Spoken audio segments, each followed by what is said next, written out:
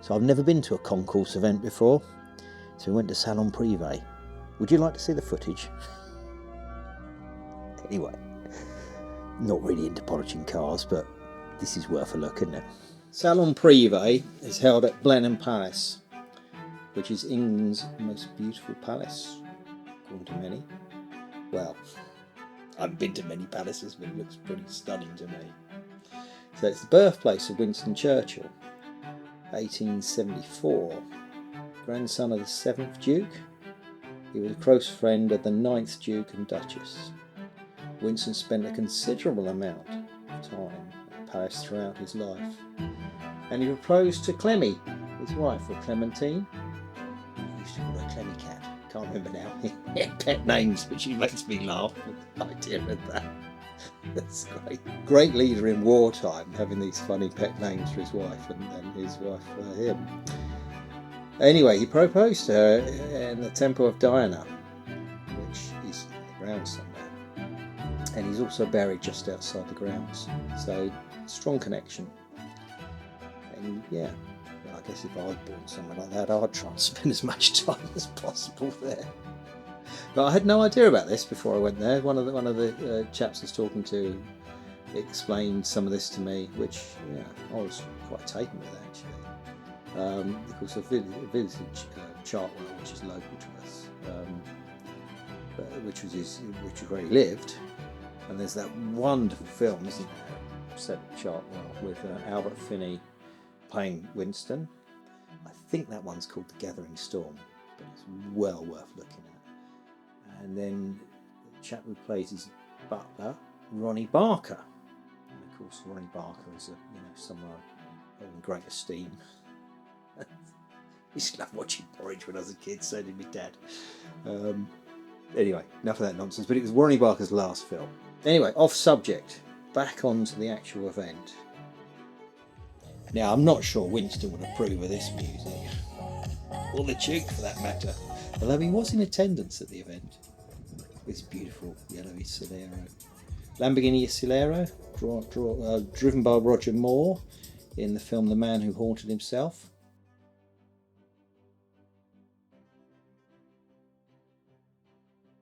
This one is an ISO Griffo. This is the stuff that Fred does out in Bergamo, if you've watched my ISO video. If not, go and have a look at that. Actually, I think that video isn't an ISO video. I think I talk about it in one of the Maserati Ghibli engine installation films. But anyway, you'll have to look at that if you want to know more about Fred and what he does in Bergamo with these cars.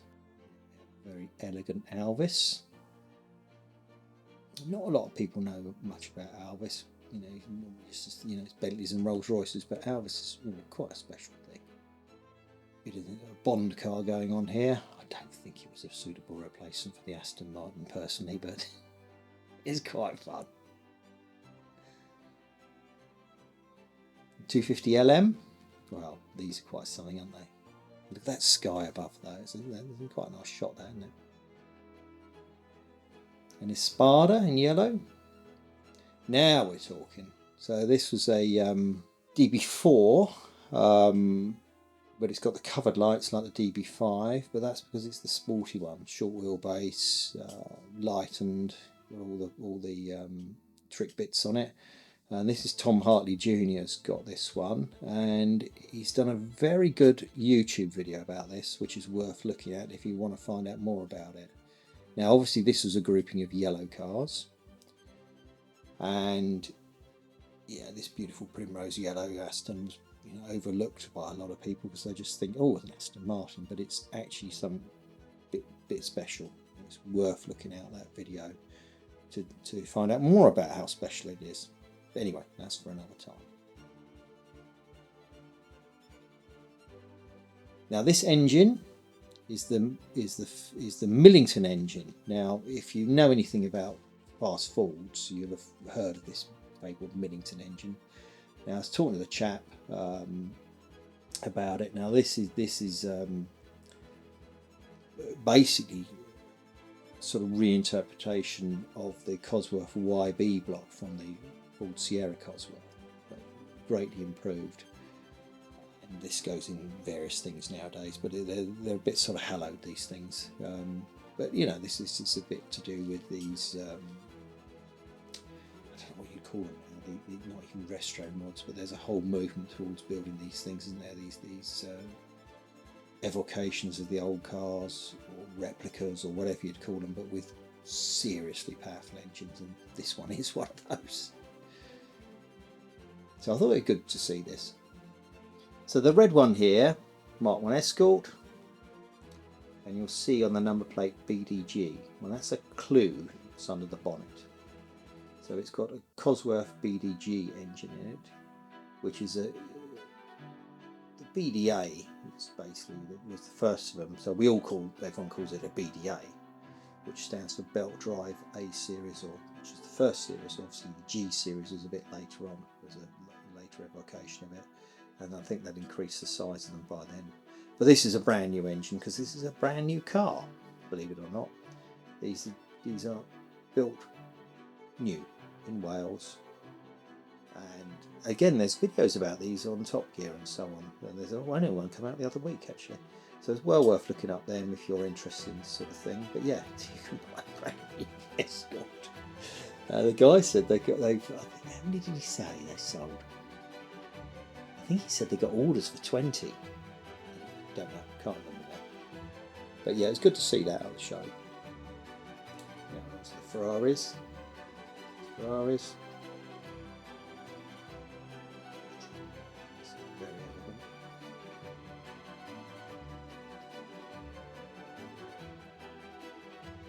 Now this black one is a Lusso, 250 Lusso. More about this one. I like this little Le Mans sticker from back in the day, isn't it? It's quite cool. Yeah, that's that. Look at this elegant Bugatti. Elegant passenger too. And there you are. We're off the M25. Been off the M25 for a while, but we're still in a traffic jam. But that's not a bad traffic jam, is it, to be in? And of course, if you get bored, you can always hop in the helicopter and buzz off home, can't you?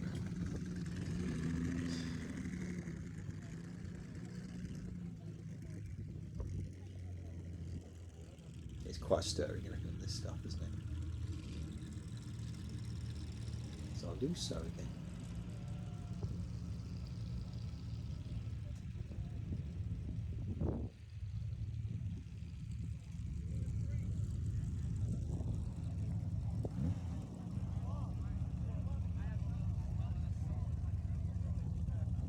Suitable number plate, which says what it is.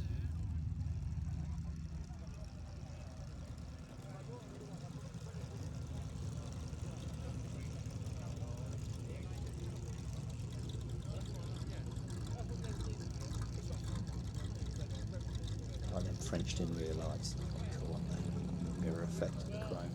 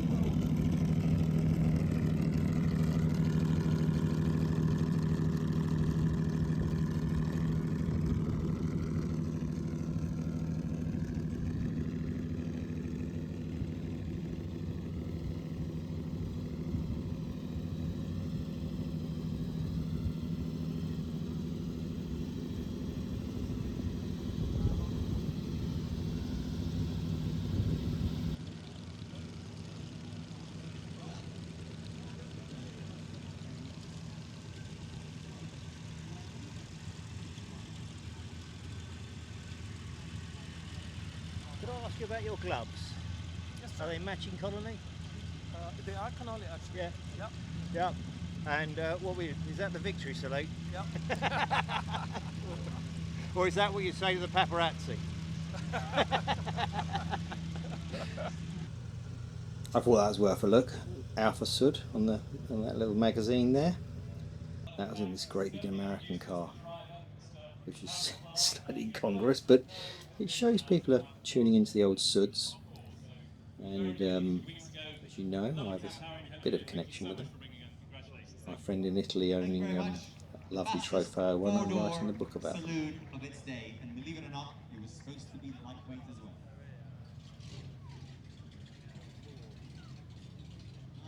Raoul, maybe we should have Raoul come This here. 1930s stuff is traditionally this is what we used to do these type of events, more so than the 1960s Ferraris, which is sort of where it's at.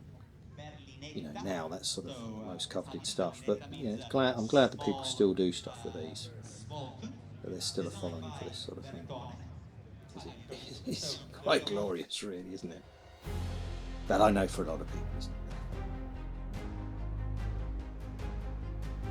When I was a kid, it was all this sort of stuff Bugattis in the 30s were the world's most expensive cars and most coveted, and all those little models of yesteryear, them toy cars you'd get. But obviously, those 60s cars weren't very old then. They were, whereas now they are really coveted. Alvis, great headlights. Now I like a Becker, and that was in this Ferrari. Suitable. Just thought that made you laugh, that monkey. Oh, and there's another monkey sat in a car. Well, they did let me have a sit in it. I thought, why not? If they're good enough for Gordon Murray, one of them, it's good enough for me to sit in. But yeah, he's probably their best salesman, isn't he? Because he loves this one. But yeah, them Renault Alpines, they're quite something. I think it starts at £50,000, which I'm not making light. It's a lot of money, but that's actually quite accessible compared to a lot of stuff nowadays, isn't it? Inconel exhaust, 3D printed, but that's on the slightly super duper model, which I don't know what that is, like carbon bits and so on. But yeah, I thought they were alright. There's our Lamborghini again, a yellow one. Another Bugatti. Picked up some tinware, that one. Rightly so. Lovely, isn't it? It's good, that primrose with the black. And then this Bugatti I thought was quite interesting. These crazy rear wings on it, and these sort of these they're not really billet, these wheels. They're I'd assume they're some sort of casting, but they're solid aluminium, and the actual hub drum is the wheel itself, if you see. So when I pan around and we look at the inside of it, it's got these sort of chain cable brakes. They're not they're loosely called cable brakes, but these have actually got chains going to them. But you'll see how the drum is all part of that wheel, which is extremely advanced for its day, isn't it, for its era. So yeah, EB on the front, Vittorio Bugatti, I think. Yeah, there's something on there. I do quite like these things. You see the controls that go to the lever arm shock absorbers? Again, so all adjustable from the cabin. You see that little cable sticking out on the shock absorber there to control it, and then there we're seeing the chain, and then out that goes through a quadrant. So when you turn the steering, thin drums, well, them drums are all thin like that, and there you'll see the lever arm shock with the adjuster on it going to it. So yeah, that's quite cutting edge technology at the time. All analog, which is how we like it. Not my sort of thing at all, but I just thought this bonkers motorbike would be worth seeing.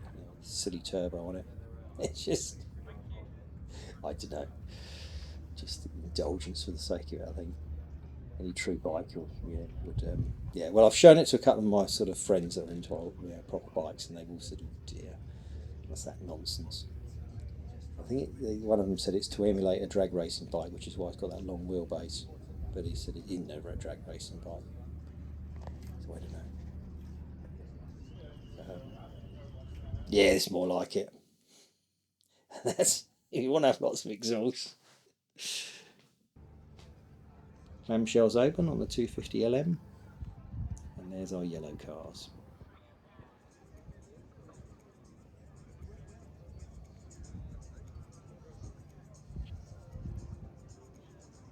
something in it like 250 LM. Bit of a fan of that. Well, I like anything 250, but that one's particularly nice, isn't it?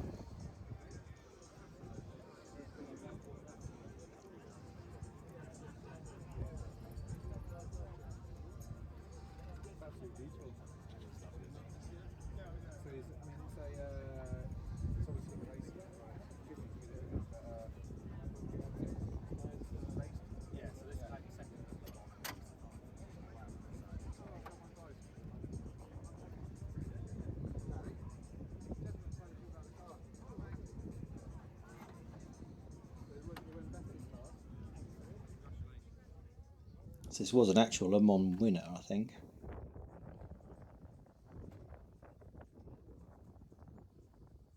So, rather coveted thing, that one.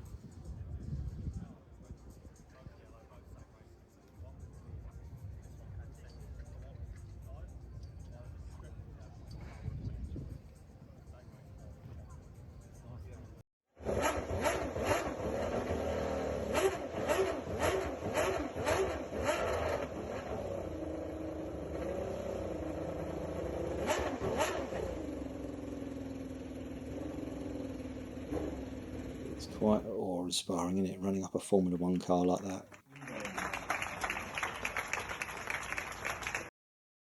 And here we are for our evening meal. Look at that. What a place. There's my mate Todd. Well, Todd got me the invite for this. He was actually judging this event, and he's judged at other events around the world. Of note, Pebble Beach. So, yes, he knows his way around these things. And we were sort of joking about this trident, being the Maserati trident. And yeah, keep off my cannon. I'm sure there's some sort of slight rude euphemism there. And that's what we were greeted by as we walked in, the organ playing. It wasn't Anna Lapwood though, who I have seen in concert locally.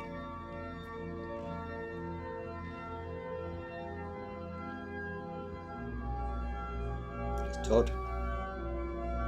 And he was quite impressed with it. Well, I think we all were. And there we are, having our drinks before to sit down. Yeah, I know, yeah.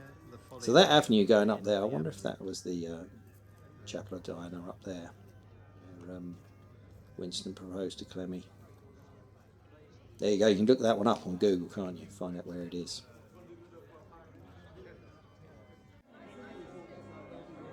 This chap's ready to take our empty glasses as we go through.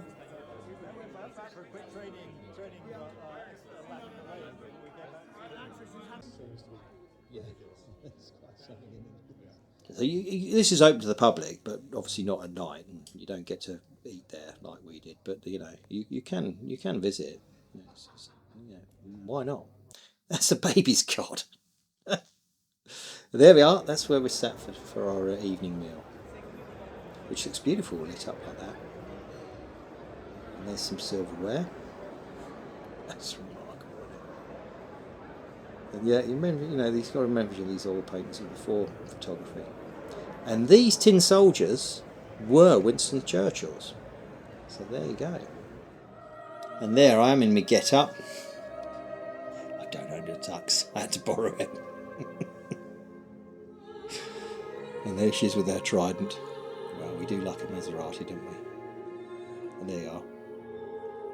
Bit of imposter syndrome. I'm trying to make out that I actually belong there.